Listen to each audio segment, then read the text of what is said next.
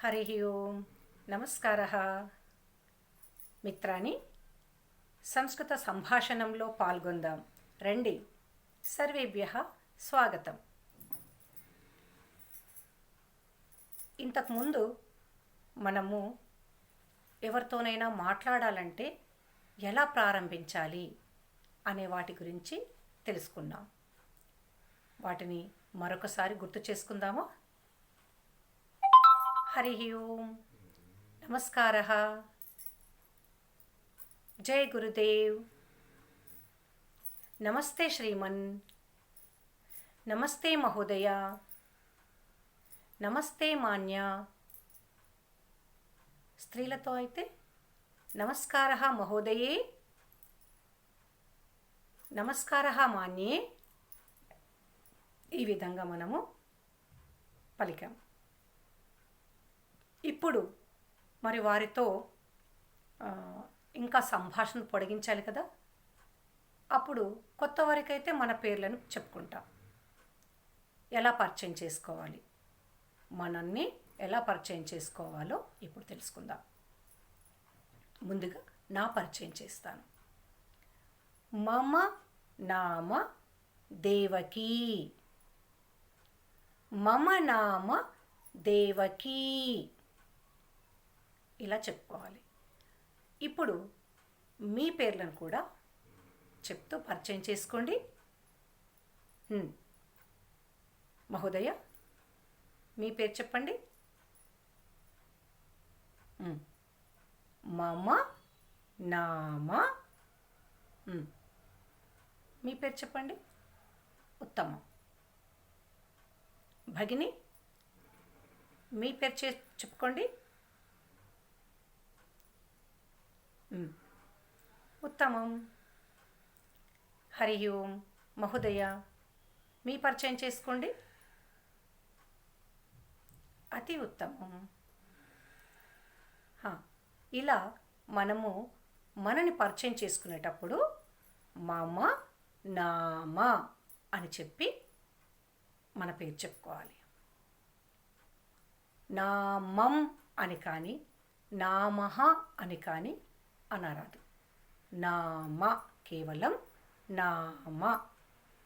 మమ నామ అని. మరి మన పేర్లను గమనించినట్టయితే వాటి మూలాలు చాలా మట్టుకు సంస్కృత మూలాలై ఉన్నాయి.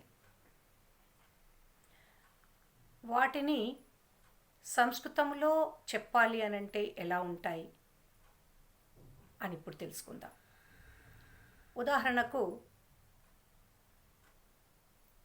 ఒక మహోదయ చెప్తారు, మమ నామ శ్రీనివాస్ అంటారు. అది వారి పేరు, శ్రీనివాస్ అంటారు. ఇది సంస్కృత పదం. దీన్ని శ్రీనివాస్ అని ప్రాపర్ నౌన్ కాబట్టి అలాగా చెప్పినా పర్వాలేదు. కానీ దాని సంస్కృత పదం ఎలా ఉంటుందో ఇప్పుడు చెప్తాను. ఎలా చెప్పాలి? మమ నామ శ్రీనివాసః అని చెప్పుకోవాలి. అర్థమైంది కదా? అలాగే మమ నామ శ్రీకరః, మమ నామ శ్రీధరః, మమ నామ వినయః, మమ నామ విశాలః, మమ నామ సుధాకరః ఇలా చెప్పుకోవాలి. వారు సాధారణంగా ఎలా చెప్పుకుంటారు? సుధాకర్ అంటారు కదా. చెప్పుకోనియండి, పర్వాలేదు. కానీ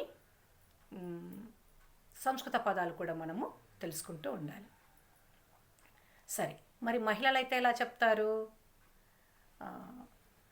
మమ నామ సీత అంటారు. అంటే సీత కాదు, తెలుగులో అయితే సీత, సంస్కృతంలో అయితే సీతా దీర్ఘంగా ఉంటుంది. సీతా. రాధ అంటారు. సంస్కృతంలో అయితే ఎలా ఉంటుంది? రాధా.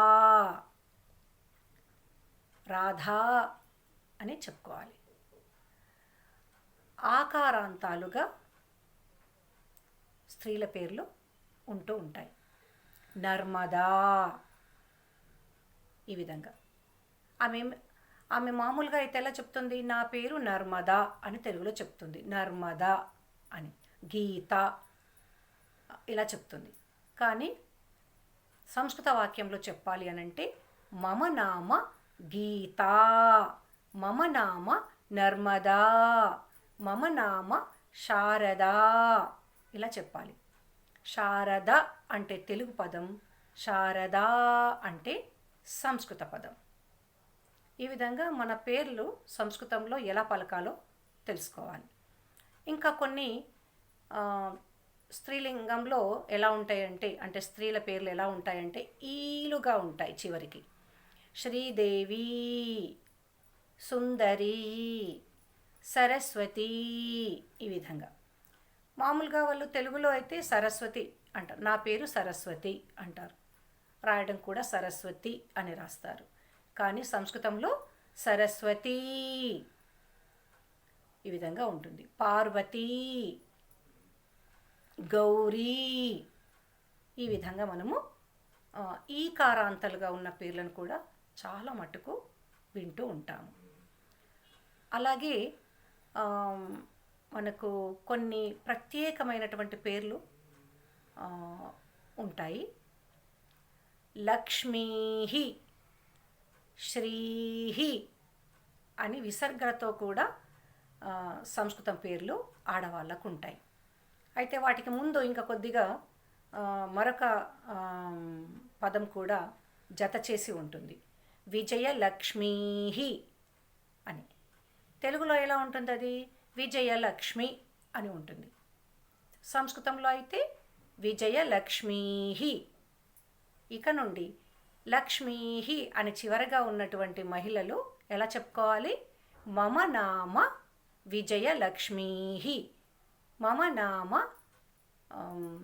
జయలక్ష్మీ, మమ నామ భాగ్యలక్ష్మీ ఈ విధంగా చెప్పుకోవాలి. తర్వాత శ్రీహి అనేవి కూడా అలాగే విసర్గలతో ఉంటాయి. ఎలా చెప్పాలి? మమ నామ జయశ్రీహి, మమ నామ విజయశ్రీహి, మమ నామ శాంతిశ్రీహి ఈ విధంగా చెప్పాలి.